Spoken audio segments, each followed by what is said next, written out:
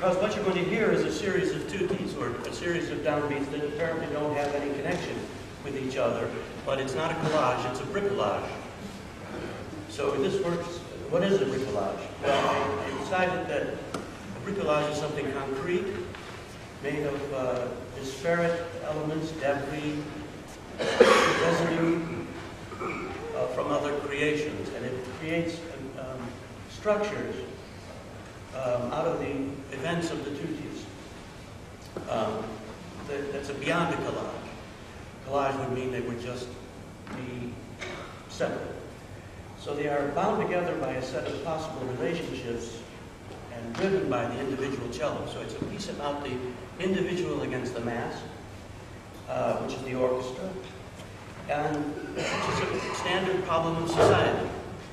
Society, or consensual reality, or the individual.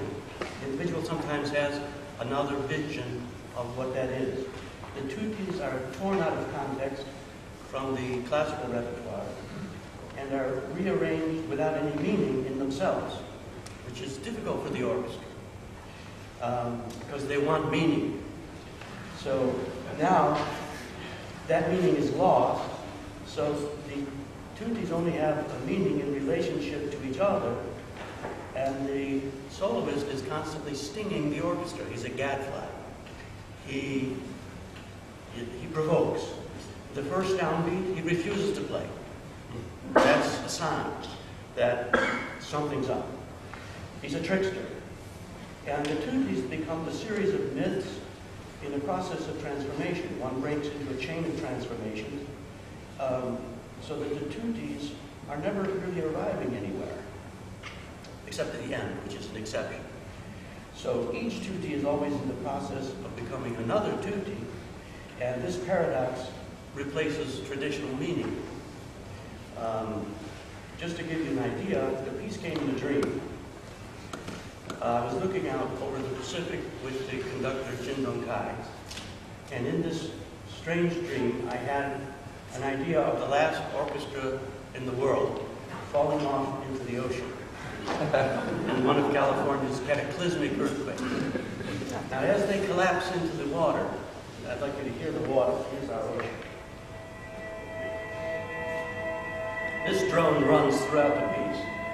This is the ocean the work collapses into. They begin to fight. So the solo cellist begins to sting the orchestra and provokes them into a series of tutis throughout the repertoire, starting with Schubert and going all through modernist tutis. The first tutti is at bar 2. Bar 2. There's a practice.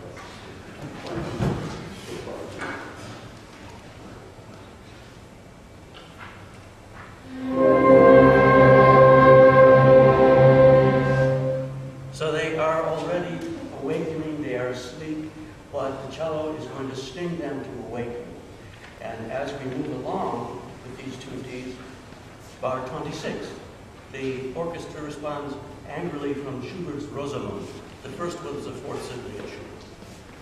26, 2 bars.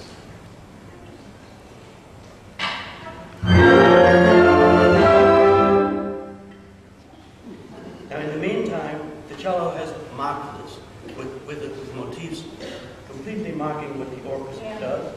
And then at bar 36, after he's been like a plot, they play from the Beethoven Eight. 2 bars. 36.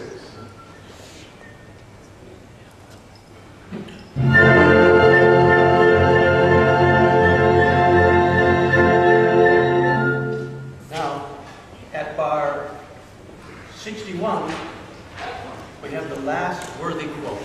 It's by Liszt from the Totentanz. Why is it the last worthy quote? The modernist quotes are not worthy. And so they no longer have names. All the people, all those quotes have become anonymous. It's here in the Totentanz. 63, 10 bars. 63, 10 bars.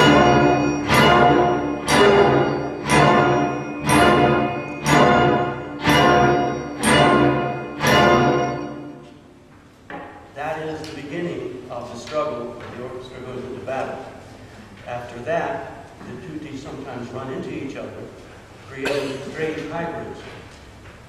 Now, the orchestra is on a course to destroy the solos. And they do everything they can to annihilate him.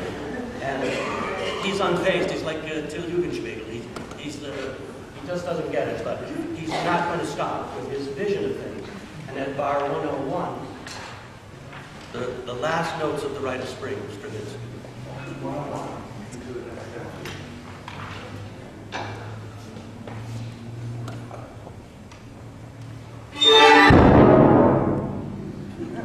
He responds to that.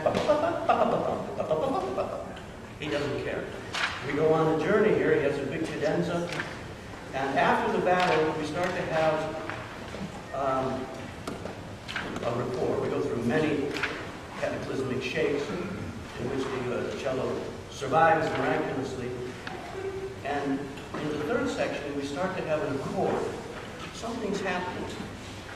It begins to get softer at 169, the Debussy from La Mer, and that's also the C and the C. 169, one bar.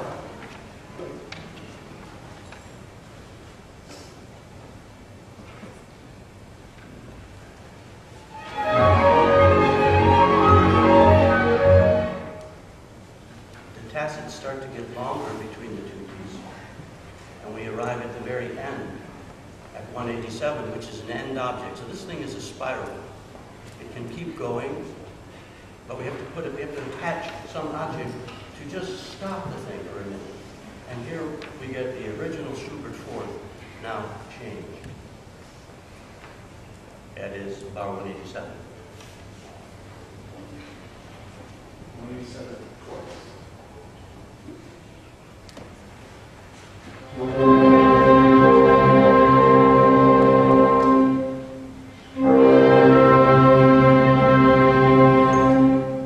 At this point, we have just the ocean drums, silence, and the tutti until the very end, in which at last, in the very last chord, they play together. Now this is a dream, I'm telling you. And in the dream, the Chinese conductor notices that China has been watching this little game of our sinking orchestra. Jin Dong Kai laughs, ho, ho, ho. And I awake from the dream as China rescues the orchestra.